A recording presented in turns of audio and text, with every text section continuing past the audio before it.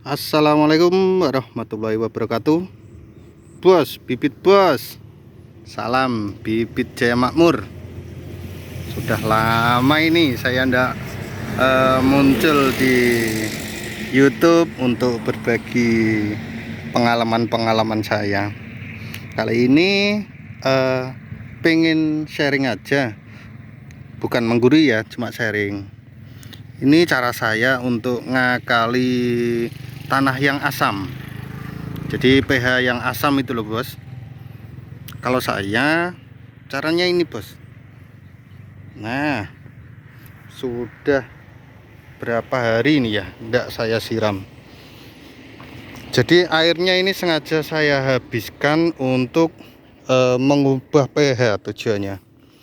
Terus keduanya ini kira-kira sudah ada 4 hari enggak saya siram. Makanya kalau tanah yang paling atas ini kelihatannya kering, tapi kalau dibuka ini basah. Jadi kalau masih basah itu jangan disiram dulu, biarkan aja. Ini sengaja saya sulam, ini tanahnya agak keras jadi tidak hidup, terus saya sulam. Nah itu teori dari saya. Kalau teori dari teman-teman kira-kira gimana bos? Mohon berbagi ilmunya. Saya di sini bukan menggurui, tapi cuma niat sharing aja.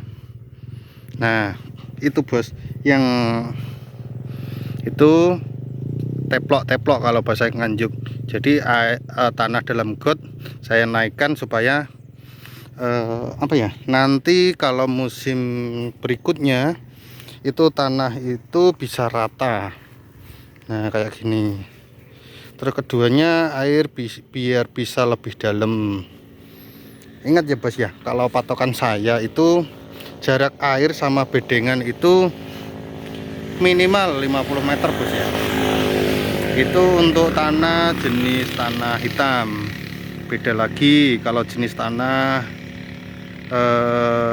berpasir. Beda perlakuan, beda tanah, beda hasil. Oke, kita putar-putar bos. Nah untuk pengalaman selanjutnya kita intro dulu ya bos ya. Oke, kita intro dulu. Dan untuk teman-teman yang hendak mencari bibit bisa langsung hubungi nomor saya yang ada di pojok kiri bawah video. Jangan ragu dengan kualitasnya karena bibit dari kita bergaransi, jadi bisa dikembalikan dengan syarat belum ditanam di sawah. Jadi sebelum ditanam di sawah jangan lupa diuji tumbuh dulu di pot. Jika tidak tumbuh bisa dikembalikan dan uang kembali sepenuhnya. Tapi jika bibit ditanam di sawah sudah tidak ada garansi. Oke, kita lanjut pengalaman selanjutnya. Nah itu yang itu tumbuhnya bagus, yang pinggir sini tumbuhnya kurang bagus. Karena apa penyebabnya? Karena ini galengan. Kalau Nganjuk itu namanya galeng. Kalau di bahasa Indonesia, mungkin di luar Jawa bahasanya itu pematang sawah. Nah kenapa ini tumbuhnya susah tapi yang sana itu tumbuhnya bagus? Nah ini pengalaman saya. Jadi ini waktu kemarin itu pematang sawahnya ini rusak. Jadi orang-orang yang jauh di sana itu pada lewat ini bedengan saya. Nah sebabnya itu menurut pengalaman saya pribadi, waktu traktor atau di bajak sawah itu, di lotari kalau bahasa Nganjuk, itu saran saya khusus yang satu bedeng ini di traktor 2 kali bos. Jadi hari ini di traktor, terus diselang 1 hari, 1 hari lagi di traktor ulang. Tapi untuk yang ini aja, yang dilewati orang-orang yang tanahnya jadi keras. Kalau untuk yang itu cukup 1 kali aja. Nanti kalau dibuat 2 kali malah gembur. Tanah bawang merah itu kan ya bukan bawang merah aja, semua tanaman kalau gembur-gembur ya enggak mau. Nah kenapa alasan enggak mau? Mungkin teman-teman ada pertanyaan. Kalau versi saya pribadi, Itu kalau gembur-gembur mungkin bakteri dalam tanah tidak mau berkembang. Yang kita butuhkan adalah bakteri baik untuk memproses makanan dari bawang merah tersebut. Makanan yang bagaimana? Makanan pupuk, bosku. Pupuk itu diurai oleh bakteri, terus dimakan oleh tanaman. Jadi dalam tanah itu membutuhkan bakteri yang baik. Nah, kayak lagi ini perbedaannya jauh sama yang sana. Ini usia berapa ya, lupa saya.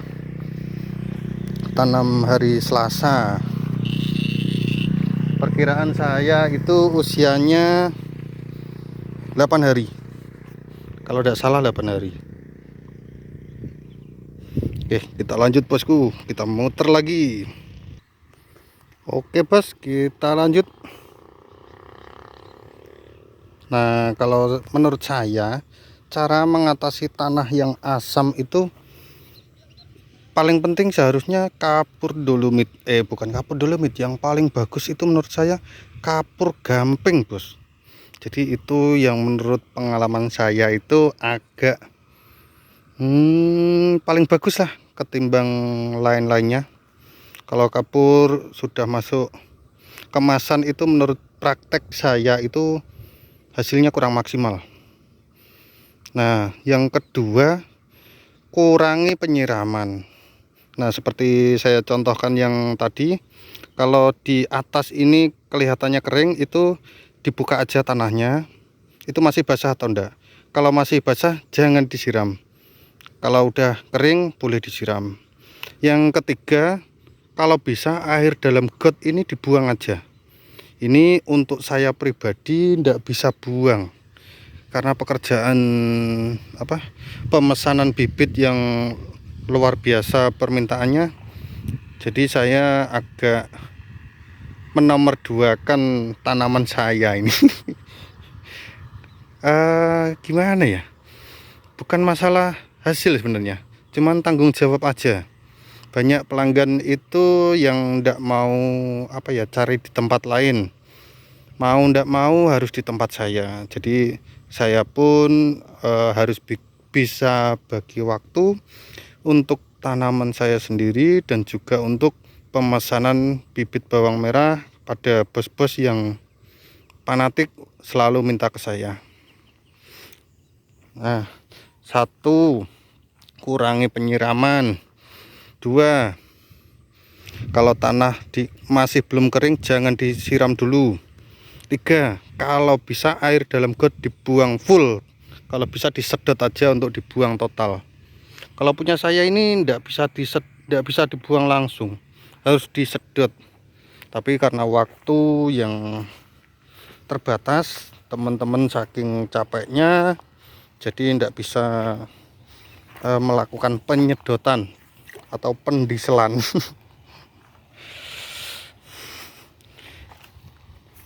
Kita muter-muter lagi, bos. Nah, ada yang tertinggal. Ini karena saya ngomongnya otodidak tanpa terencana, jadi banyak yang tertinggal untuk pengalaman-pengalaman saya. Jadi tadi 1, jangan disiram. 2, boleh disiram kalau tanah yang dalam sudah kering. Jadi kita tancapkan kira-kira 10 cm. 10 cm udah kering boleh disiram. 3, kalau bisa air dalam got dibuang total. 3 itu. 4, pendangiran, bos. Lupa tadi, baru teringat waktu jalan-jalan. Jadi kalau untuk pendangiran itu agak cepat. Misalkan untuk tanah yang asam, jadi didangir. Setelah didangir jangan disiram, terus dibiarkan selama 5 hari. Itu jauh lebih cepat daripada air di got dibuang atau yang lain-lainnya. Jadi yang nomor 4 itu adalah poin yang paling efektif. Oh, lupa lagi nomor berapa, enggak tahu, cuman dihitung sendiri aja soalnya agak gelepotan ini ngomongnya. Yang pertama pengapuran, yang kedua kurangi penyiraman, yang ketiga air got dibuang, yang keempat pendangiran terus 5 hari baru disiram lagi. Ya jangan harus 5 hari, tapi lihat situasi dan kondisi. Terus yang kedua beda tanah beda perlakuan, jadi jangan selalu disamakan. Oke bosku, sementara gitu dulu. Untuk teman-teman yang mungkin mau berbagi ilmunya, kita sharing bareng-bareng bos. Semoga rezekinya para teman-teman yang sudah nonton dan subscribe makin banyak dan berkah, dan semoga kita semua selalu dapat rahmatnya Gusti Allah, karena tanpa rahmat Gusti Allah kita tidak mampu apa-apa. Sebesar apapun pahala kalian, kalau tidak dapat rahmatnya Allah, sedekah yang paling besar itu tidak akan mampu untuk membeli oksigen. Jadi jangan berbangga dulu untuk bersedekah, karena sedekah tanpa rahmat menurut saya sia-sia. Kok jadi ngaji? Ya udah, saya akhiri bosku. Wassalamualaikum warahmatullahi wabarakatuh. Bos, bibit bos. Salam bibit Jaya Makmur.